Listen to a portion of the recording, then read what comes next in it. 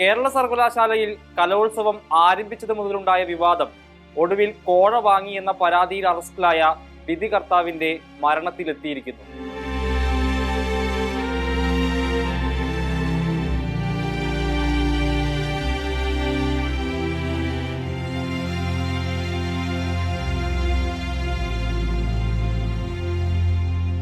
വിവാദങ്ങൾക്ക് തുടക്കം കുറിച്ച മാർഗംകളി മത്സരത്തിന്റെ വിധികർത്താവായിരുന്ന PN ഷാജിയെ കണ്ണൂരിലെ വീട്ടിലാണ് മരിച്ച നിലയിൽ കണ്ടെത്തിയത്.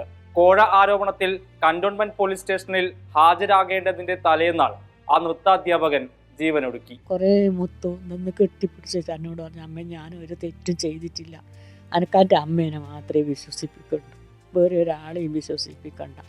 ഇതന്നെയാണ് ഈ 3 ദിവസം എന്നോട് പറഞ്ഞത്. പിന്നെ ഞാനിങ്ങനെ ഇരുന്നാൽ വന്നിട്ട് മടി കിടക്കുക, എന്നിട്ട് പൊട്ടിക്കരയുക, ഞാനൊരു തെറ്റും ചെയ്തിട്ടില്ല, ഇതേ പറയാനുള്ളൂ. ഷാജി മരിച്ചു കിടന്നതിന്റെ സമീപത്ത് നിന്ന് കിട്ടിയ കുറിപ്പിൽ ഇങ്ങനെ എഴുതിയിരുന്നു: ഞാൻ നിരപരാധിയാണ്, ഇതുവരെ ഒരു പൈസയും വാങ്ങിയിട്ടില്ല, അർഹതപ്പെട്ടത് മാത്രമാണ് കൊടുത്തത്. ഷാജിയെ തടഞ്ഞു വെച്ച് മർദ്ദിച്ചെന്ന് കുടുംബം ഉൾപ്പെടെ പരാതി പറയുന്നുണ്ട്. ഇത് കരുവാളിച്ച പോലെയുണ്ട്, ഇവിടെയെല്ലാം കരുവാളിച്ച പോലെയുണ്ട്, മുഖത്ത് ഇവിടെ കലിയുണ്ട്. പിന്നെ അവൻ പറയും, ഞാൻ ചോദിച്ചു വന്നപാട് നിന്നെ അടിച്ചനാന്ന്. അവൻ പറഞ്ഞില്ല, എന്നെ അടിച്ചിട്ടൊന്നുമില്ല. ഞാൻ ചോദിച്ചു പിന്നെ ഇതെല്ലാം ഒന്നാന്ന് മുഖത്തെല്ലാം കരുവാളിപ്പ് എന്ന് പറഞ്ഞാലൊന്നും വന്നില്ല. കഴിഞ്ഞ വെള്ളിയാഴ്ച നടന്ന മാർഗംകളി മത്സരത്തിൽ മാർ ഇവാനിയോസ് കോളേജിനാണ് 1ാം സ്ഥാനം കിട്ടിയത്. ചുവടുകൾ പിഴച്ചിട്ടും 1ാം സ്ഥാനം നൽകിയെന്ന പരാതിയുമായി മറ്റ് മത്സരാർത്ഥികൾ രംഗത്തെത്തി.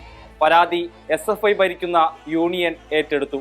വിധികർത്താക്കളെ തടഞ്ഞുവെച്ച് പോലീസിനെ വിളിച്ചു വരുത്തി ഫോണിൽ നിന്ന് കോഴ ഇടപാടിന്റെ തെളിവുകൾ കിട്ടിയെന്നാണ് യൂണിയൻ പരാതിപ്പെട്ടത്.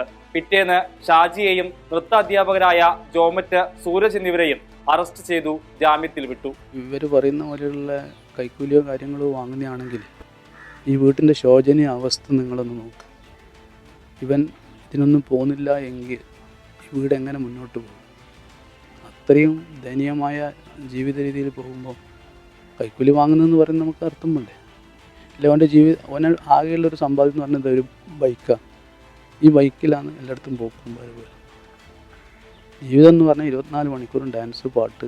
മത്സരഫലം അനുകൂലമാക്കാൻ ചിലർ സമീപിച്ചിരുന്നതായും അവർക്ക് ഷാജി വഴങ്ങിയില്ലെന്നുമാണ് കുടുംബം പറയുന്നത്.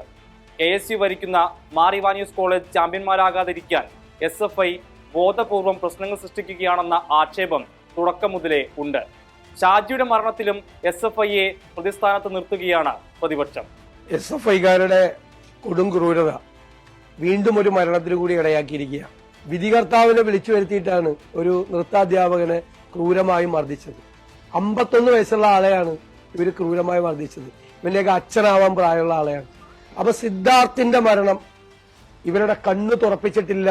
ഫോൺ വിശദാംശങ്ങൾ പൂർണ്ണമായി പരിശോധിച്ചാലേ കലോത്സവ മത്സരങ്ങളിൽ കോഴ നടന്നോ എന്നതിൽ വ്യക്തത വരൂ. പക്ഷേ സർക്കാരിനോട് ഇടഞ്ഞു നിൽക്കുന്ന VC കടുത്ത നടപടികളിലേക്ക് കടന്നു.